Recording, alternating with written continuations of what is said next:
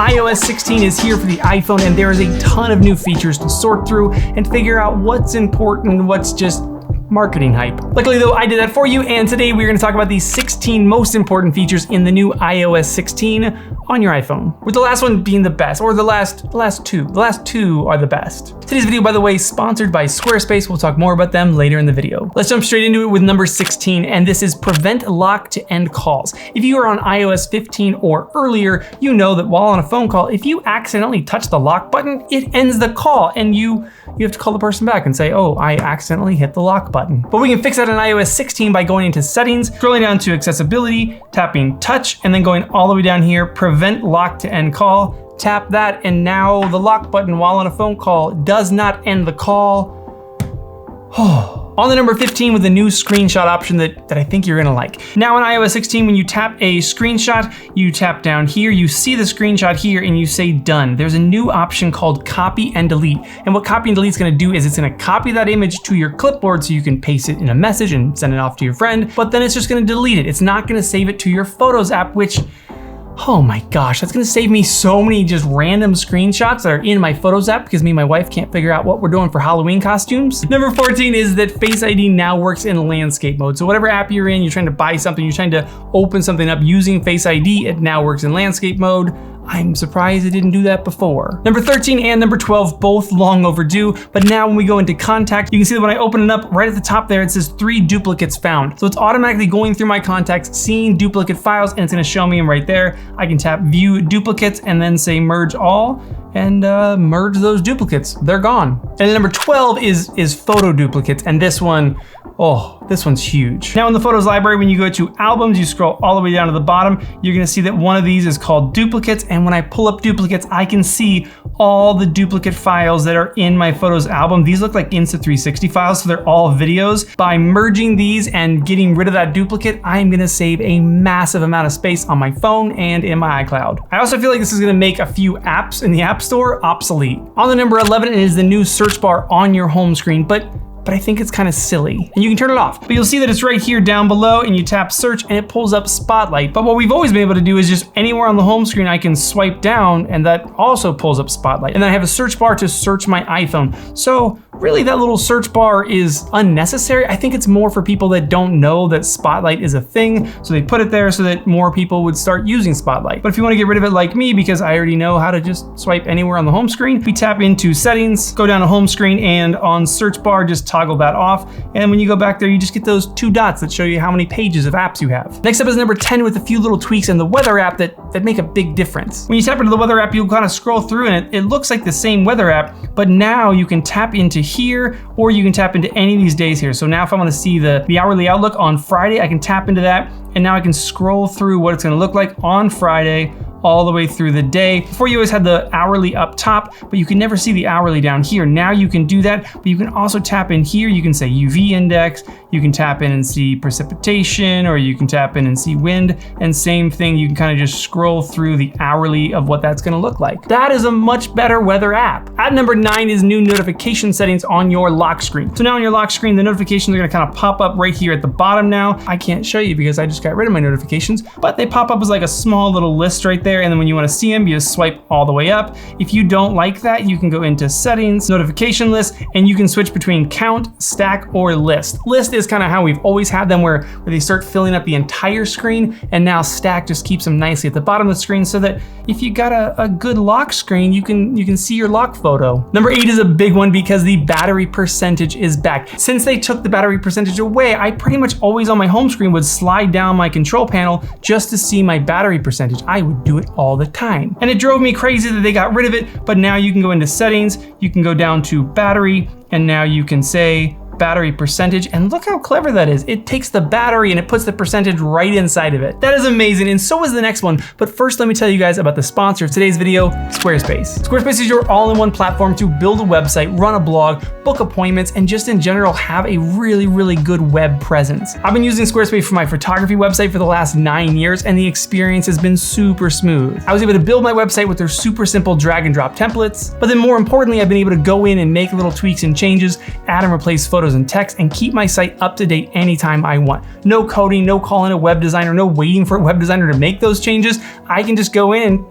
changed. If you want to get that side project off the ground, or you just want your business's website to be as simple as drag and drop, click the first link in the description, go over to Squarespace for a totally free trial. When you're ready to go live, use code Manning for 10% off at checkout and save a few bucks. Back to number 7, and this one is really cool. It's subtle, but it's cool. And it's a new haptic feedback in the keyboard. We're gonna jump into settings again, go down to sounds and haptics, scroll down to keyboard feedback, and then turn on haptic. Now when I type on my keyboard, I can feel it. I know this one might sound silly, but as you type, it's giving you like a little bit of haptic feed. It feels like you're touching a button. It's shockingly good. Number 6 is massive, and it's the only reason that I've stopped using Apple Maps again and switched back to Google Maps, but now I'm gonna switch back to Apple Maps, multi-stop routing within Apple Maps. So now within Apple Maps, if I'm trying to go from San Diego to Del Mar, you can see that it's gonna map me like that, but I can say I wanna add a stop, and maybe I wanna go to Costco. I wanna search for a Costco along the way, add the stop, switch it up into that spot because I wanna hit there first, and go. I'm rolling to multi-stops. A super, super useful feature that again, I'm kind of shocked hasn't been there before. Number 5 is in the Mail app, and it's actually 3 features built into one, because now we can send later, we can remind you about emails, and we can undo send within 30 seconds of sending an email. And yes, these are all features that have been in Gmail for a long time, but now they're finally in the Mail app. By the way, the unsend feature, it's defaulted to 10 seconds, but you can up that to 30 seconds. So basically what they're doing is when you hit send, they wait 30 seconds before sending your email, and you have that time to be like, oh, I didn't attach that thing, or I didn't want to send that email at all. Next up is number 4, and it's the Photos app. There's a few features within the Photos app that are brand new. The first one being the shared Photos library that is coming soon. It's not out yet, but basically what you're gonna be able to do is set up a shared library with somebody else, like my wife, and then you can set smart rules for what photos get automatically added to that library. So I could say any photos that I take of my kids, because Apple knows my kids' faces, those photos will automatically save to that library so she can see them also. This is gonna save us a ton of time just airdropping photos back and forth to each other all the time, but that is a feature coming soon. The next one is live text in video. Now we've always been able to kind of go in here and tap into a photo. I can actually copy that text from there, or I can select all these, copy the text, and paste it somewhere else. And that's always been super useful, but now you can actually pause a video, and within a video, I should be able to tap on that, copy that text, and pull text out of a video. So if you were just filming something and, I don't know, there was something that you wanted to copy all that text and send it to a friend, you just pause it right in that moment, copy all that text, and pull it right out of there. Also in the Photos app, we now have the hidden and the recently deleted albums are locked by default, and they can be opened with Face ID. Remember before you could hide photos on your phone, but the only way to really hide them was to hide the album within settings, and then somebody that got your phone just knew, go to settings, turn the hidden album on, and see everything that this person has hidden. There was no lock on there, and now there's a lock on there for you people that like to, you know, take pictures that you don't want other people to see. And lastly in Photos is that you can now copy and paste edits from photo to photo. Now when you've gone through and you've made some edits on your photo, you can say done, you can go up here and tap these 3 little dots and say copy edits, and then I can move over to the next photo, tap those 3 dots and say paste edits. This is gonna be awesome for those times where you're taking a bunch of photos, you do one edit and you're like, I wanna put this on all my photos. To do that, we just say select, we can tap a bunch of photos, go in there, these 3 dots down here, and say same thing, paste edits, and boom, those edits are applied to a bunch of photos all at once. That is gonna save me a shocking amount of time. At the number 3 spot is something called Visual Lookup. And I think it's pretty cool, but I would say this might be one of the overhyped features, but we'll see. It is pretty fun. But now you can go to any photo and you can tap and hold the subject. Did you see that little magic thing that it just showed? When you tap and hold that, I can now say copy, and I can go over to something like a text message, and I can say paste, and it pastes it as like a sticker, as like a cutout. It cut out the background and it lifted it. What's really cool too is you can go into something like Instagram and you can tap and you could paste it straight into a story post or something like that. There it is. It's just, it's clever. We'll see if it's a useful feature. It's at the number 3 slot though because of the number 1 slot. But first let's get to the number 2 slot. And that is 3 new things that you can do within iMessage. The first one being that you can now edit a message up to 15 minutes after sending it. So I can send something to my wife and then go in there and be like, oh, I messed that up, and change a word. You know how normally you like send another message with a little asterisk and you're like, I meant to say this, autocorrect did that. No more doing that at all. Now you can actually go in there and you can tweak that message. The other cool thing you can do is up to 2 minutes after sending a message, you can delete that message, or what they're calling unsend the message. Now there's a trick to that in that it will let them know that you sent something to them and then you unsent it. And there's a bigger trick to both things, and that is that both of those features only work if both phones are on iOS 16. If you're on iOS 16 and somebody else is on iOS 15 and you send them a message and then you try to unsend it, it will disappear from your phone but not theirs. So you kind of got to know who you're sending things to, whether they keep their phone up to date or not. But the third new feature within iMessages is by far the most useful, and is that you can mark messages as unread. So someone's texted you, you've read their message, you've looked at it, and you don't have time to get back to them right now, and then later you just forget about it because it's just blended into the rest of the messages. Now you can swipe over, you can mark that message as unread, and you know later, I have that message that I have to get back to that person. It's possible that that should be number one on this list because that is so damn useful. And it would be number one if number one wasn't the new lock screen, which I just think looks so dang good. Along with that always on display and the new lock screen gallery, it's just a great experience. You'll see here now my screen is put to sleep, but it's in always on mode, so I can just look down, I can see the time, and then when I tap it, watch, see how Eleanor up in the sky, she's kind of behind the 12. Watch when I tap it, she pops in front of it. So it's using that same visual lookup chop out feature, cutting us out of the picture, knowing that there's a foreground and a background, and it's putting the time in between the two. And you can customize your lock screen just by tapping and holding on it. You can set up multiple lock screens. You can set one up where there's widgets on there. These are really similar to like the complications on the Apple Watch and do about the same thing. I really love the gallery mode though. I can go in here and I can customize it,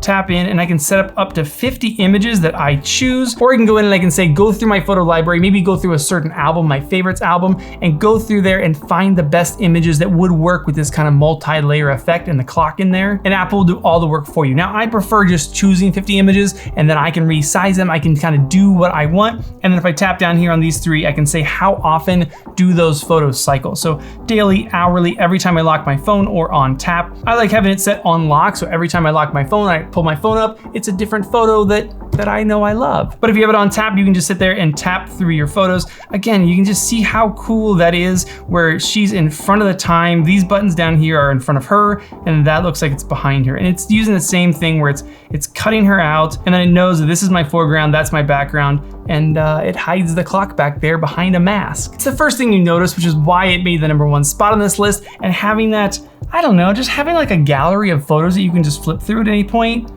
I don't know, it makes me happy. And that is the top 16 things in iOS 16, but I have a bonus for you, and I think it's overhyped and silly, but it's a thing, so let's talk about it. In iOS 16, if you have your phone and your computer both updated to the latest software, you can turn your iPhone into a webcam where you gotta get like a little mount and it sits on top of your computer, and now it uses your phone's super dope camera as the webcam. So then when you're using things like FaceTime or Zoom, you can use the iPhone's camera just to get a better look. You know that all the cameras on the computers, all those webcams, they're just not that great. Even the new studio display, which was very expensive, the webcam is just meh. Which is, I think, why this feature upsets me. It's like, why didn't you just take this camera and put it into your computers, and then we wouldn't have to use our... Also, while I'm on Zoom calls, I usually like to just kind of listen along and play on my phone. So I don't want to use my phone as a webcam. I want to use my phone to scroll Instagram.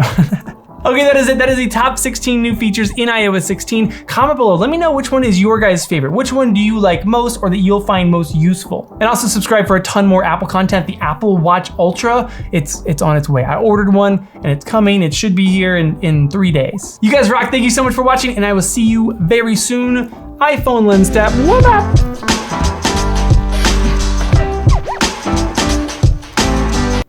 I mean, the real question is, which of these pictures of Morgan am I gonna use as thumbnail clickbait? Ooh, this is a good one. Look at that one. That's a real good thumbnail.